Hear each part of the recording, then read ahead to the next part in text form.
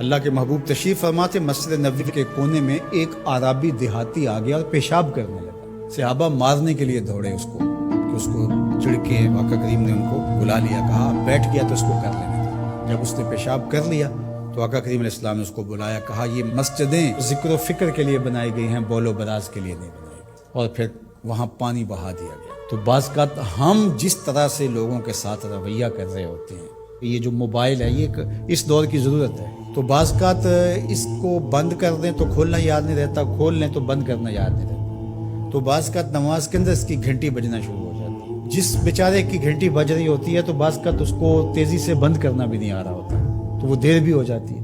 خیر وقت گزر گیا، اب 4 رکعتی نماز ہے، یہ پہلی رکعت کے اندر حادثہ ہوا تو 3 پوری رکعتیں ہیں وہ غصے سے بھرے رہتے ہیں کچھ نمازی کہ اب سلام پھیر کے تو ہم اس کی خبر لیں گے، اور پھر سلام پھیر کے حالانکہ 3 رکعتیں گزر گئی ہیں، تم رب سے جڑے ہوئے ہو، تمہیں تو یاد بھی نہیں ہونا چاہیے۔ ترغیب کی آیتیں بھی آئیں، ترغیب کی آیتیں بھی آئیں، جنت کا تذکرہ بھی آیا، جہنم سے بھی ڈرایا گیا، تلاوت بھی ہوئی، تم سجدے میں بھی گرے اس کے حضور، تم رکوع میں بھی گرے، لیکن یہ نہیں بھولے کہ گھنٹی اس طرف سے بجی تھی، اور پھر سلام پھیر کے سب نے ایسے گھور کے دیکھا جیسے کھا جائیں گے۔ اب اس کو دیکھیں اور اس پیشاب کرنے والے کو دیکھیں، اپنا عمل دیکھیں اور رسول اللہ کا عمل دیکھیں، ہم کہاں کھڑے ہیں۔ اور اسی لیے تو لوگوں نے بھگا دیا ہے مسجدوں سے لوگوں کو کہ جو مذہبی طبقہ اس کا رویہ کتنا سخت ہے۔ میں نے تو یہ دیکھا ہے کہ ایک چیز ہے جس کا تعلق دین سے اس طرح سے نہیں ہے، طریقہ کار سے، تنظیمی طریقہ ہے، طریقت کا طریقہ ہے، آپ کا تربیتی طریقہ ہے، اور اگر بندہ اس طریقے کو اختیار نہیں کرتا تو اس کو مسلمان نہیں سمجھتا۔ میں ایک تنظیم کھڑی کرنی ہے اور میں اس کا ایک طریقہ وضع کرتا ہوں، اور اس کے مطابق جو نہیں چلتا تو میں سمجھتا ہوں کہ یہ تو مسلمان نہیں۔ تو کیا ہم نے یہ رویہ اختیار کر لیا، کیا انداز اختیار کر لیا؟ میں تو سمجھتا ہوں کہ اس وقت سب سے بڑا مسئلہ یہ ہے کہ منبر و محراب کے لوگوں کا بھی فہم دین ناقص ہے۔ فہم دین ناقص ہے تو پھر کس طرح دین فروغ پائے گا؟ تو یہ ضرورت ہے کہ دین کو سمجھنا تو شیطان کے طریقے میں وہ علماء کو الگ ٹریٹ کرتا ہے، جاہلوں کو الگ ٹریٹ کرتا ہے، متکبر کو الگ ٹریٹ کرتا ہے، منکسر المزاج شخص کو الگ ٹریٹ کرتا ہے، اور ہر ایک کے لیے اس نے الگ الگ چیزیں رکھی ہوئی ہیں، ہر ایک کے لیے الگ پیکج ہے اس کے پاس۔ سخی کے لیے الگ ہے، سخت شخص کے لیے الگ ہے، متکبر کے لیے الگ ہے، مولوی صاحب کے لیے الگ ہے، پیر صاحب کے لیے الگ ہے، کارکن کے لیے الگ ہے، لیڈر کے لیے الگ ہے، حاکموں کے لیے الگ ہے، نمازیوں کے لیے الگ ہے، ہر ایک کے لیے الگ اس کے پاس پیکج ہے، اور اس کے ذریعے سے وہ سب کو لوٹ رہا ہے۔ یہ شیطان کے مکر ہیں، فریب ہیں۔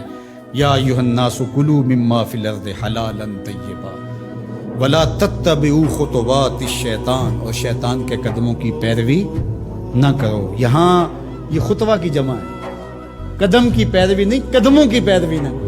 معلوم ہوا کہ شیطان کے پاس ایک چال نہیں ہے، اس کے پاس بڑی چال ہے، وہ بڑے بڑے طریقے سے لوٹتا ہے، بڑے بڑے مکر سے لوٹتا ہے۔ آپ تاریخ پڑھیں، مرتبہ ولایت کے پہنچے ہوئے لوگوں کو اس نے برباد کیا۔ بلعم بن بورا کون تھا؟